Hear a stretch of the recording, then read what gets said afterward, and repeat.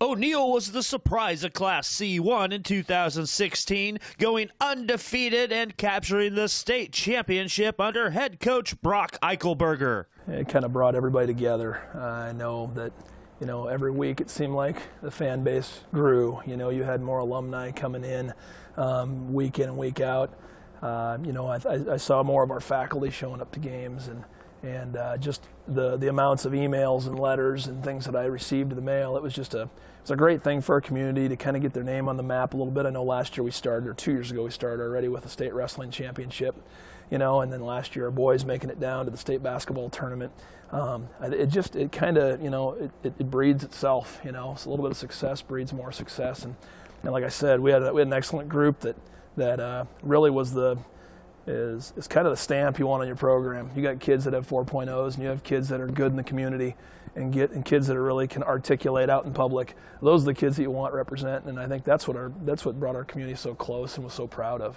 It was a great season. I mean, the schedule we had, the playoffs we faced, it was difficult, but bringing it back to O'Neill, it was pretty fun because we haven't had much success, like you said, and it was just an awesome time to bring it back and see all the faces of people, and congratulations and what it meant to this community. Class of 2018 quarterback Alex Thramer had an outstanding season, passing for over 2,200 yards with 28 touchdowns and 0 interceptions. It was a fun year. As a team, we battled through a lot of tough times, and at the beginning of the year, nobody really thought of us as a title contender or even deep in the playoffs, and we just believed each week.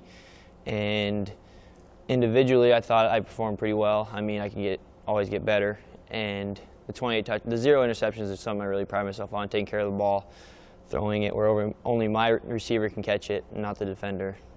He meant a lot to us. I mean, he obviously, he touches the ball every play, and we put him there because of his ability to make decisions, and also the ability to make plays with his feet. I know some people maybe not thinking he's a running quarterback per se, but a lot of times, eluding the pocket, making an extra 2 to 3 seconds, and I think you saw that in the finals.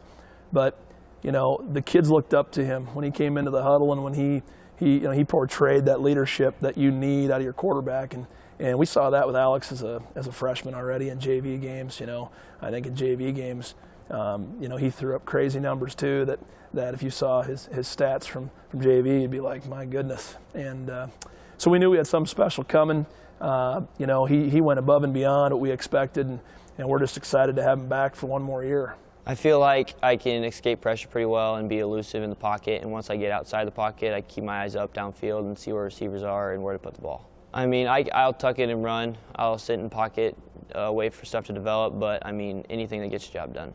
Even after such a great season, Alex knows there's still plenty of hard work ahead if he wants to play at the next level. Obviously, this summer and spring, I need to get bigger and stronger and faster. That's one of the main keys I've saw myself after this year, and now into next year I need to get better at that, and then just keep taking care of the ball is the main thing.